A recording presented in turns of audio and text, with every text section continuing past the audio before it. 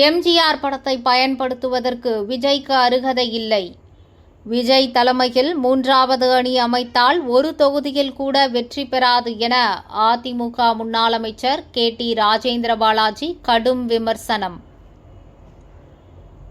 விருதுநகர் மாவட்டம் சிவகாசியில் பேரறிஞர் அண்ணா பிறந்த நாளை முன்னிட்டு அவரது சிலைக்கு மாலை அணிவித்து மரியாதை செலுத்திய பின்பு அதிமுக முன்னாள் அமைச்சர் KT ராஜேந்திர பாலாஜி செய்தியாளர்களுக்கு பேட்டியளித்தார்.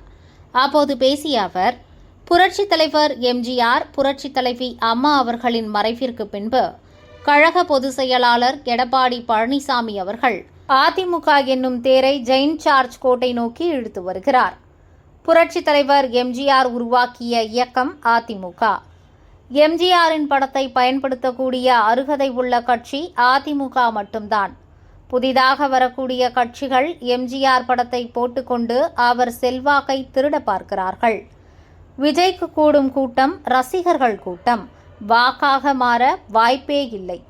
திரை நட்சத்திரங்கள் யாராக இருந்தாலும் அவர்களை பார்ப்பதற்கு ஒரு பெரும் கூட்டம் கூடும். அது கட்டுக்கோப்பான கூட்டம் கிடையாது, காட்டாறு போல் ஓடக்கூடிய கூட்டம். விஜய் தலைமையில் 3வது அணி அமைக்கலாம், ஆனால் அது வெல்வதற்கு வாய்ப்பே இல்லை. ஒரு தொகுதியில் கூட வெற்றி பெறக்கூடிய வாய்ப்பு கிடையாது. களத்தில் திமுக, அதிமுக இரு கட்சிகள் மட்டும்தான். மற்ற கட்சிகள் வரலாம், போகலாம், கூட்டணி அமைக்கலாம், ஆனால் வெல்லக்கூடிய வாய்ப்பு கிடையாது.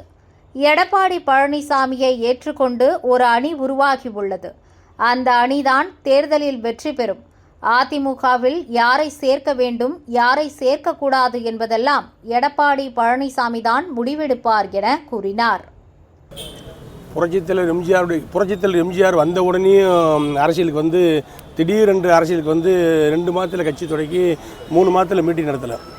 அவர் அரசியலுக்கு வர்றதுக்கு அவர் தனி கட்சி ஆரம்பிக்கிறதுக்கு முன்னாடியே திராவிட முன்னேற்ற கழகத்தில் தீவிர மெம்பராக இருந்து, திராவிட முன்னேற்ற கழகத்தில் பொருளாளராக இருந்து, சட்டமன்ற உறுப்பினராக இருந்து, சிறுசேமிப்பு குழு தலைவராக இருந்து பல மக்கள் பணி ஆற்றி அனுபவம் பெற்று தலைவராகத்தான் எம்ஜிஆர் திமுகவிலிருந்து வெளியேற்றப்பட்டார். அதற்கு முன்பு தான் அதிமுக உதயமானது. ஆகவே அந்த இயக்கத்திற்கும் இப்போது தொடங்கப்பட்டிருக்கின்ற விஜயனுடைய கட்சியும் ஒப்பிட்டு பார்ப்பது தவறு.